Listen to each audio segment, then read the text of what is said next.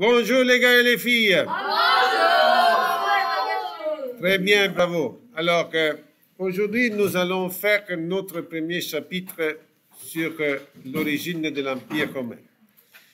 Je vous l'ai dit tantôt, on va les réviser ensemble. Qu'est-ce que ça veut dire respectuaire? Levez la main, Suel. S, c'est pour Senatus.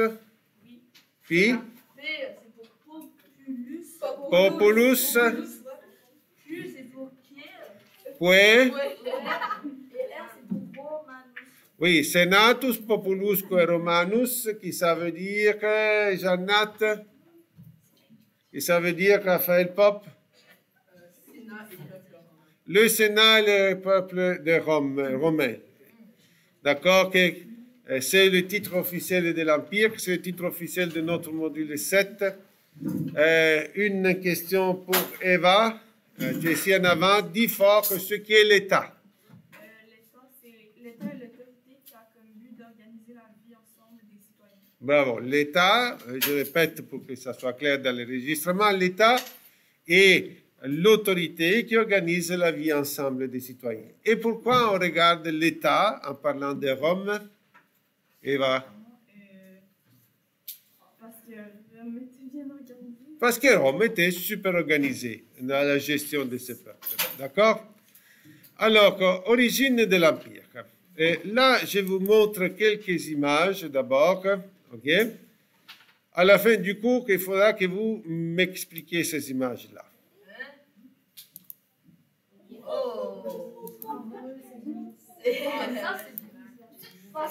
Très bien. Alors, premier mot-clé. On ne fera pas tout aujourd'hui, on s'arrêtera à classe sociale, d'accord? On fera la moitié du chapitre. La fondation. Pour parler de la fondation, de l'origine de la ville de Rome, on a comme deux sources différentes, deux façons. Une source, c'est comment les Romains eux-mêmes, à l'époque de l'Empire, racontaient leur propre origine. D'accord? Mais les historiens d'aujourd'hui, ils les considèrent des légendes. On va les voir tantôt. Et l'autre source, c'est l'archéologie. Hein? Je ne sais pas, peut-être je vous ai déjà dit, j'ai habité à Rome et pour construire la première ligne du métro à Rome, ça leur a pris une cinquantaine d'années. D'accord? Pourquoi à chaque mètre qui creusait dans les sous-sols du centre-ville, il fallait appeler les archéologues tellement il y avait des retrouvailles archéologiques. D'accord? Donc, on commence à dire quelque chose par les légendes, brièvement. Les légendes que les Romains racontaient. D'accord? Selon les légendes, Rome aurait été fondée dans l'année 753 avant Jésus-Christ. D'accord? Par deux jumeaux qui s'appellent Romulus et Remus. Remus, d'accord? Ces deux jumeaux, selon la légende, sont nés d'une femme, d'une prêtresse consacrée, qui était vierge, donc par intervention divine. Mais pour le fait même d'exister, de naître, ces deux jumeaux-là, ils ont inquiété un oncle qui avait usurpé le pouvoir dans une ville et qui craignait qu'en grandissant, Romulus et Remus le chassent du pouvoir. Alors que cet oncle a donné l'ordre à un serviteur d'aller les kidnapper et de les tuer. Les serviteurs les a kidnappés, les deux bébés, les amènent dans une forêt, mais il n'a pas le cœur de les tuer. Et alors, qu'est-ce qu'il fait? Il les abandonne. Qui va les sauver? Louvia, qui va les sauver? La louve. Une louve va les allaiter. D'accord? Une louve va les allaiter. Et ils vont survivre. Et quelques jours plus tard, ils sont retrouvés par un fermier qui va les adopter. Donc, ils ont grandi avec des humains. Rendu jeune adulte, Romulus et Remus fondent la ville de Rome. D'accord? Ils vont tracer les deux rues, le Decumano et l'autre rue horizontale, d'accord, pratiquent l'agriculture. Ils vont trouver des gens, souvent des hommes, qui vont s'installer là et ils fondent la ville de Rome. Cependant, à un moment donné, il y a une dispute, une terrible chicane entre ces deux frères. Et c'est là que Romulus tue, dans un moment de colère, tue son frère, fratricide, tue Rémus. Et Romulus sera donc le seul roi de Rome, le premier des rois de Rome. D'accord? Ceci est la légende. D'accord? Les légendes, vous savez, ont toujours des éléments de vérité auxquels se sont ajoutés d'autres types d'histoires. S'il vous plaît, s'il vous plaît. Alors que l'archéologie. Alors que la première chose que l'archéologie confirme, c'est la date de la fondation. L'archéologie est capable de démontrer que Rome a été fondée au milieu, il n'y a pas l'année précise, mais au milieu du 8e siècle avant Jésus-Christ. Donc, c'est pas mal confirmé, la date de la fondation. Ok, l'archéologie nous donne une donne très importante, que Rome a été fondée pour des raisons agricoles, pour des gens qui voulaient pratiquer l'agriculture, était fondée par des colons étrusques. Je vais l'écrire aussi ici, Étrusques. Les Étrusques sont un peuple qui, à cette époque-là, a une civilisation, on peut dire, qui s'était développée au nord de ce qui est Rome. Ce qu'aujourd'hui on appelle la Toscane, une région de l'Italie très connue, magnifique, riche d'œuvres d'art, avec des très bons vins, des vallées, des collines magnifiques. D'accord, qui s'appelle la Toscane. Cette région s'appelle la Toscane. C'est la région de Florence. Au moins Florence, tout le monde a entendu parler. Les Étrusques étaient une ancienne civilisation qui se démarquait pour l'urbanisme. Ils avaient de belles grandes villes, tout entourées par de grandes murailles. Pour ces nécropoles, pour ces cimetières, riches de monuments et de tombeaux intéressants archéologiquement, les Étrusques. Et les Étrusques avaient une caractéristique aussi politique, comme les Grecs étaient des États-cités. Et chaque État-cité avait un roi. Non pas des systèmes de démocratie, des monarchies, un pouvoir pas mal concentré. Donc Rome, en origine, a ces caractéristiques-là.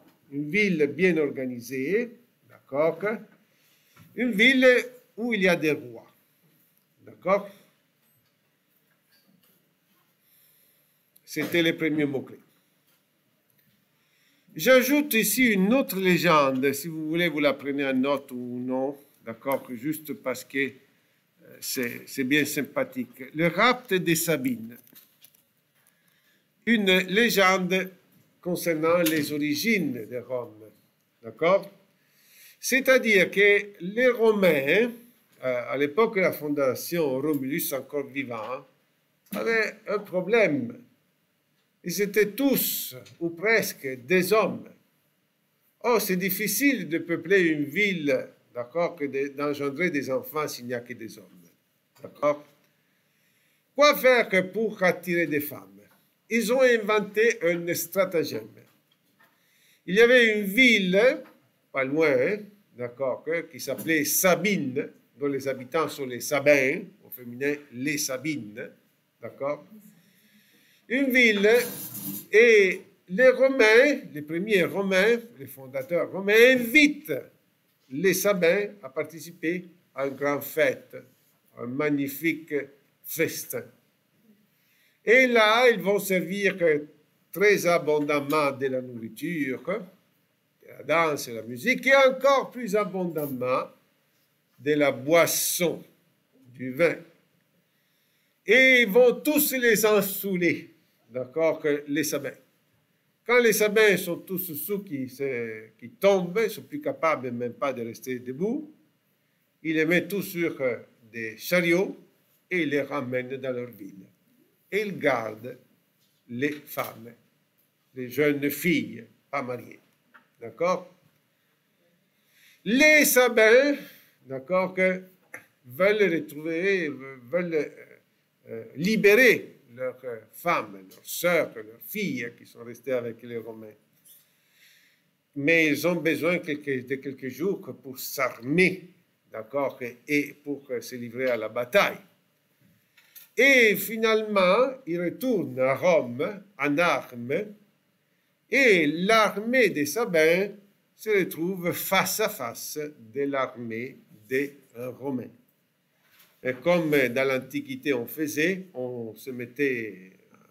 une rangée d'un côté, celle de l'autre, puis on avance, et là il va avoir lieu de la bataille, soldat contre soldat ennemi, à coups de lance, avec un bouclier, jusqu'à temps que quelqu'un emporte sur les autres. Mais cette bataille entre Romains et Sabins n'a jamais eu lieu. Pourquoi? Parce que les femmes se sont mises au milieu. Les Sabines, qui étaient devenues les épouses pratiquement des Romains, qui étaient tombées en amour des Romains, c'est la légende qui le dit, qui aimaient désormais les Romains, mais qui aimaient aussi les Sabins qui étaient leurs frères et leurs pères, sont mises au milieu et ils ont empêché la bataille. Et c'est comme ça que les Romains et les Sabins se sont réconciliés. Et les Romains ont gardé les femmes. Question, avant que je passe au prochain mot-clé. Louvia, tu avais levé la main.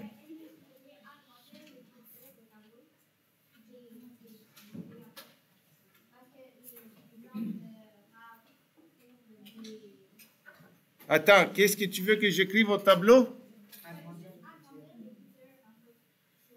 Ok, j'essaye.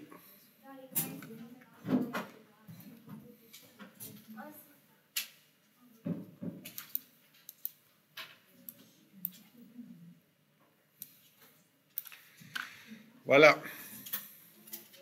Alors, oui, Théo. Donc, il y a deux sources. C'est comment les Romains racontaient leurs origines et c'est quoi d'autre? L'archéologie. Les données de l'archéologie. La monarchie, comme nous avons dit tantôt, l'histoire de Rome se divise, se classe en trois phases selon ses régimes politiques. La monarchie, la république, et la troisième, c'était quoi? L'empire. D'accord? Alors, on va dire quelque chose de la monarchie. La monarchie a duré de l'année de la fondation jusqu'à l'année 509 avant Jésus-Christ, moins 509. D'accord? Ok, cependant, et on raconte qu'il y a eu 7 rois de Rome dans ces 2 siècles et demi de l'histoire. D'accord? Quand j'allais à l'école, il fallait les apprendre par cœur. Je n'insisterai pas sur ceci. Juste retenir le premier, Romulus. Et retenez aussi le nom du dernier, Tarquinius. Tarquinius, ils l'ont appelé le superbe. Ce mot-là, ça veut dire, dans sa signification latine, l'arrogant, le tyran. D'accord? En effet, ces rois étrusques, d'accord, surtout les derniers, ils seront de plus en plus méprisés par les Romains. D'accord? Ils seront méprisés par les Romains parce que les Romains, ils les accusent d'être des tyrans, d'être des gens qui imposent leur volonté. Personnellement, moi, après avoir réfléchi sur la question et avoir lu plusieurs auteurs, je pense que c'était plutôt la mentalité des Romains qui était changée, qui n'acceptaient plus des rois, quelqu'un qui ait tous les pouvoirs, différemment des premiers Romains. Pourquoi? On va voir que vous savez que Rome a été fondée sur la rive d'un fleuve. Qui le sait comment s'appelle le fleuve de Rome? Le Tibre. Le Tibre. D'accord? Rome était fondée là où le Tibre se rétrécit un peu, où il y a un traversement, où il y a des gens qui ont des bateaux, des radeaux, qui aident les gens, les voyageurs et toujours les marchands à passer les fleuves. Or que donc Rome, grâce à sa position, c'était le point de traversement où il y avait les ferries sur les Tibre, était une ville très fréquentée. Pourquoi? Parce qu'il y avait un très grand commerce entre les Étrusques, les villes étrusques qui se trouvaient au nord, et les villes qui se trouvent au sud. Quelles sont les villes civilisées qui se trouvent au sud de Rome? Théo? Les colonies de Grande Grèce. Les villes grecques, des villes de la Grande Grèce. Et donc, tous ces chariots des marchands passent par là. D'accord? Ceci a été la fortune de Rome, la grande chance, ce qui a permis à Rome de se développer. D'accord? D'avoir de l'argent parce qu'ils offraient des services à ceux-ci, d'être un carrefour commercial, donc un carrefour aussi d'idées. Donc, la ville va se répandre. Mais, puisqu'il y a beaucoup de Grecs qui passent par là, les Romains sont de plus en plus influencés par la mentalité des Grecs. Et toutes les villes grecques, même celles en Italie, même s'ils n'avaient pas une démocratie aussi développée, aussi structurée que celle d'Athènes, mais toutes les villes grecques avaient des systèmes de partage du pouvoir. D'accord? Avaient des assemblées, ils élisaient des magistrats. Donc, de plus en plus, les Romains ont de la difficulté à accepter un pouvoir comme celui-là du roi. Et dans l'année 509, ils chassent le roi Tarquinius, qui était un roi tyran. D'accord? Et à partir de ce moment, dans toute l'histoire successive de Rome jusqu'à la chute de l'Empire, les Romains vont détester un mot. Le mot rex, que ça veut dire roi. Le mot latin rex regis, que ça veut dire roi. D'accord? Le mot, ils vont toujours avoir une aversion. Ils vont toujours s'opposer.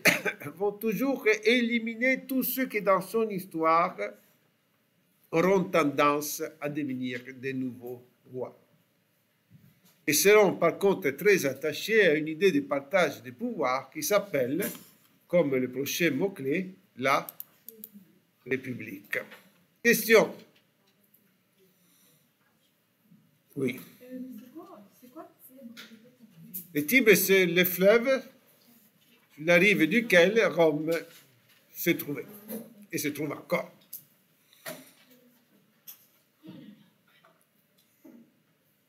Prochain mot-clé, la République. République vient d'un mot latin, de deux mots latins. Un, c'est res, qui ça veut dire chose, et publica, qui ça veut dire chose publique, donc la République. Ok, on peut aussi considérer la traduction en latin du mot démocratie, participation, partage du pouvoir. D'accord?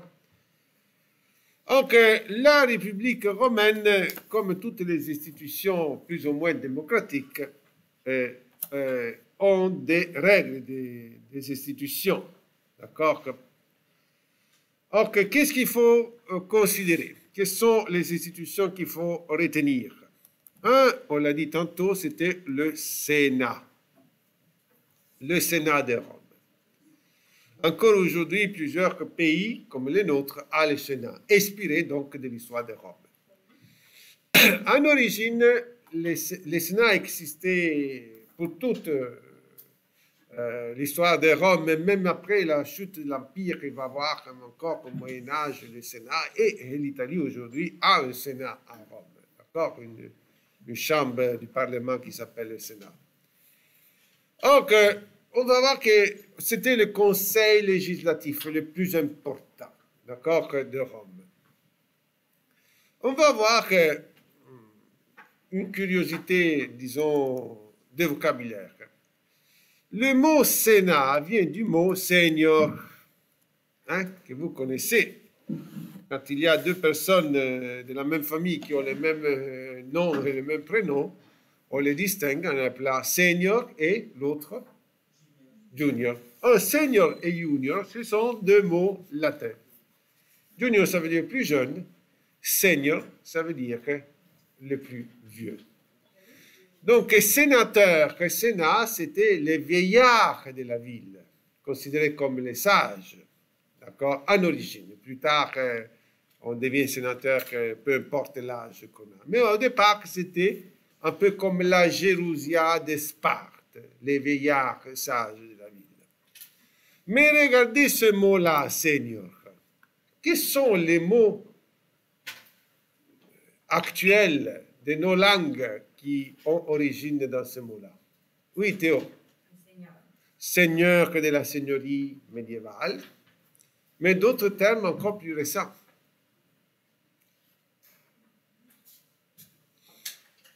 Comme on dit monsieur en espagnol? Seigneur. En italien, c'est pareil, signore, signora. Voilà d'où ça vient.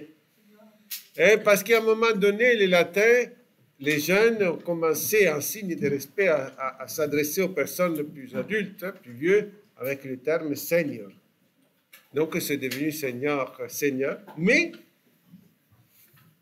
quel est le mot correspondant en français de seigneur en espagnol?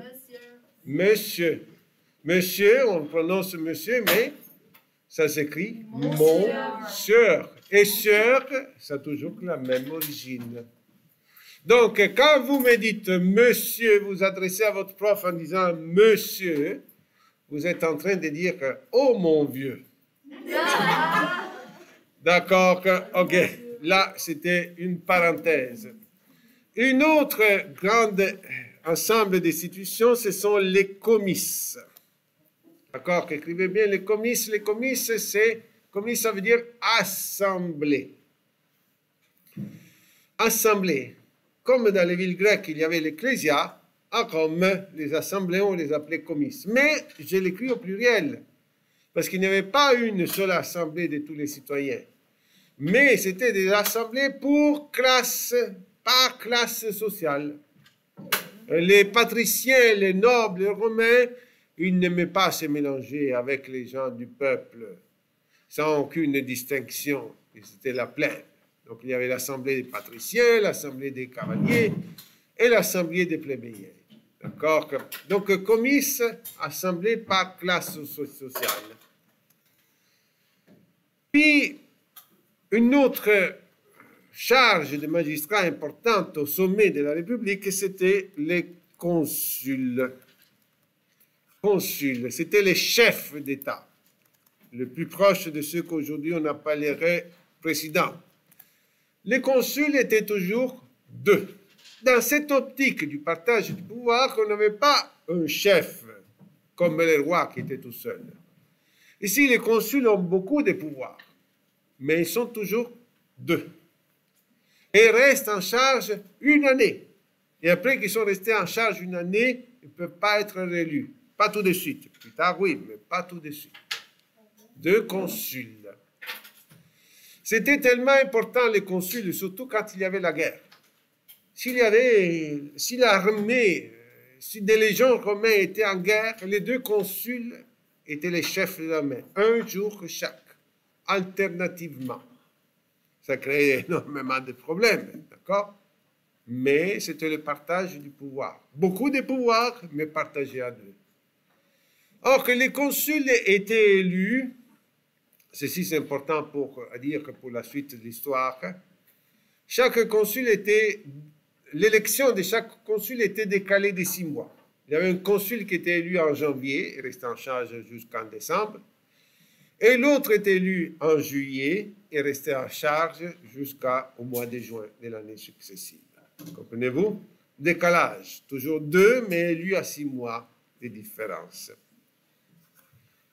Là, je vais nommer en dernier une autre fonction de magistrat particulier, très secondaire dans l'ordre, mais important pour l'histoire, la suite de l'histoire. Parmi tous les fonctionnaires, les magistrats, que je ne nommerai pas tous, il y avait aussi la fonction des dictators. En latin, dictator, qu'on peut traduire en français dictateur, d'accord? Attention à ces mots. Aujourd'hui, dictateur, c'est devenu comme une sorte de qualification pour quelqu'un qui impose sa volonté. Synonyme de tyran. D'accord? Quelqu'un qui n'écoute pas les autres et écrase avec sa volonté les autres. En origine, dictateur à Rome, c'était une fonction qui était mise en place seulement dans les moments d'urgence. S'il y avait une guerre et la ville était menacée, le Sénat avait le pouvoir de suspendre tous les systèmes de la République et donner tous les pouvoirs dans les mains d'un homme, le dictateur. Parce que s'il y a une menace, on n'a pas le temps. Le système républicain, c'est beau, mais il faut discuter, il faut voter, et ça prend du temps. S'il y a une menace, il faut prendre des décisions immédiatement. S'il y a une guerre, ça prend un chef immédiatement qui prend des décisions.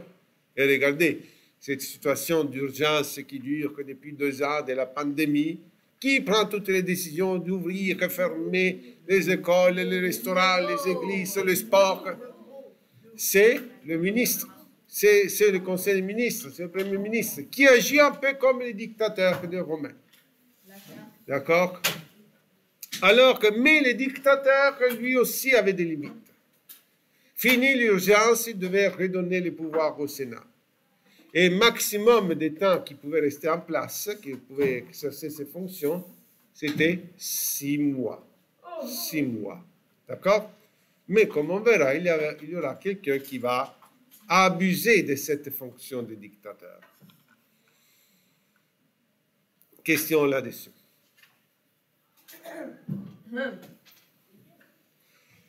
Prochain mot-clé. Les conquêtes. Rome se trouve à devenir une ville de plus en plus importante et puissante. Au temps de la République, ils vont faire déjà beaucoup de conquêtes. OK? Dans l'année 209 avant Jésus-Christ, ils ont déjà soumis le reste de l'Italie, la Grèce, l'Asie mineure, d'accord, l'Ibérie, que c'est la partie sud de l'Espagne d'aujourd'hui, le sud de la Gaule, Marseille, Narbonne, le sud de la partie méditerranéenne de la France actuelle, une partie de l'Afrique du Nord. Alors, je répète, on va les situer ici dans la carte. Ils ont occupé, soumis le reste de l'Italie, la Grèce, l'Asie mineure. C'est parti ici en rouge de l'Espagne, le sud de la France et une partie de l'Afrique du Nord. D'accord? Mais la bataille, je vais le répéter après, mais la bataille, disons, la guerre, l'ennemi plus fort que les Romains ont eu dans cette période a été la ville de Carthage. Carthage se trouve ici, ce qui est la Tunisie d'aujourd'hui. D'accord? Carthage était aussi une grande puissance. D'accord? Et à un moment donné, Rome et Carthage sont entrés en conflit pour le contrôle de la mer Méditerranée. La mer Méditerranée, c'était le centre du monde antique. C'était par là qu'il y avait les plus grandes communications. C'était par là qu'il y avait les plus grands commerces, sources de richesses aussi. Et Rome et Carthage rentrent en conflit. Et ces conflits-là deviendront les 3 guerres qu'on appelle puniques. D'accord? Dans une de ces guerres puniques, Rome est passée vraiment à côté de se faire détruire par les Carthaginois. D'accord? Pourquoi? Parce que les Carthaginois, ils ont envoyé leur général, qui s'appelle Hannibal, qui a mis ensemble une armée faite, dotée de centaines d'éléphants.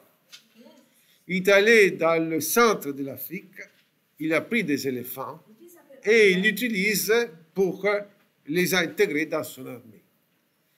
Et Hannibal a été capable de parcourir la côte de la Méditerranée, de passer par le détroit de Gibraltar. Et les Romains disaient, voilà, les éléphants sont des animaux qui viennent de l'Afrique qui ne seront pas capables de passer les Alpes ici. D'accord? Ils essaient de les bloquer ici sur la côte. Mais Hannibal est capable de passer les Alpes avec ces éléphants.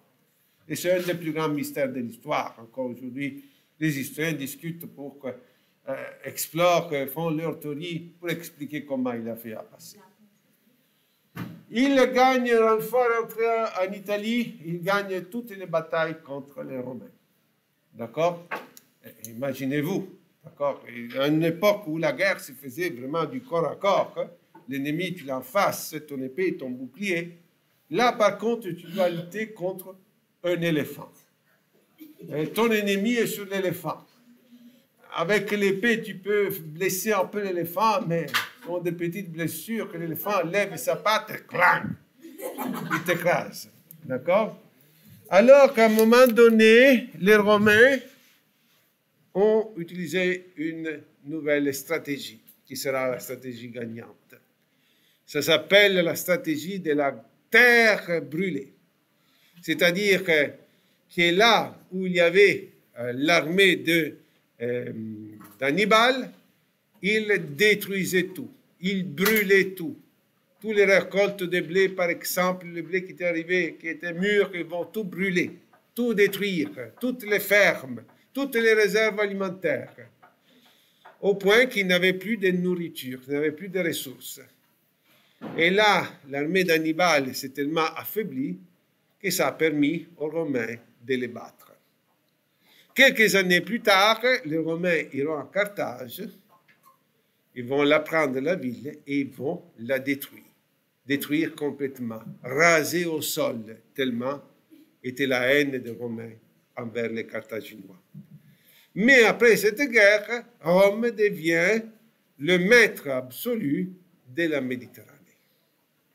Question. Alors, je vais redire que sont les pays conquis. L'Italie, le reste de l'Italie, la Grèce, l'Asie mineure, l'Ibérie, le sud de la Gaule, le nord de l'Afrique. D'autres questions? Eve, Sophie? Je n'ai rien compris? Et tu vas aller chercher ailleurs. Là, je l'ai répété assez de fois. Joël? Ibérie. Ouais, je vais l'écrire ici. Ibérie. Ibérie. L'ancien nom. Encore aujourd'hui, on dit la péninsule ibérique, que c'est l'Espagne et le Portugal. Je vais terminer, puis je vais répondre aux questions quand vous sortez. Dernier mot-clé. Les classes sociales. À l'époque de la République, surtout, mais pendant toute leur histoire, les classes sociales des Romains étaient très importantes. Que les hommes n'avaient pas la même valeur que de l'Antiquité. L'idée d'égalité, c'est une idée moderne, d'accord, qui vient ces derniers siècles. Dans l'Antiquité, les hommes n'étaient pas égaux dans leur mentalité. La classe sociale la plus importante, dominante, c'était les patriciens. D'accord, les patriciens. C'était les descendants de des fondateurs de la ville. Ceux qui se considéraient les plus instruits, les plus fins, les plus... Si vous y pensez, il y a deux noms, un nom masculin et un nom féminin qui vient des patriciens. Lequel? Oui. Patricia, masculin? Patrick. D'accord? Ça veut dire des gens nobles avec des valeurs, etc. Ma femme s'appelle Patricia. Quand elle est gentille avec moi, je dis « Oh, ma douce Patricia ». Quand elle n'est pas gentille avec moi, je l'appelle Barbara. Alors on va voir que patriciens, puis il y avait une classe moyenne d'hommes riches qu'on appelle les cavaliers ou l'ordre équestre, d'accord, important aussi, mais même s'il n'avait pas une noblesse. Et puis, le reste du peuple, la plus grande partie des habitants, c'était la plèbe, un nom collectif. La plèbe. On dira aussi les plébéiens. Les plébéiens sont personne, l'ensemble c'est la plèbe. Donc il faut savoir que la plèbe, même s'il n'avait pas des privilèges de la noblesse, avait le droit de vote. Ils étaient des citoyens.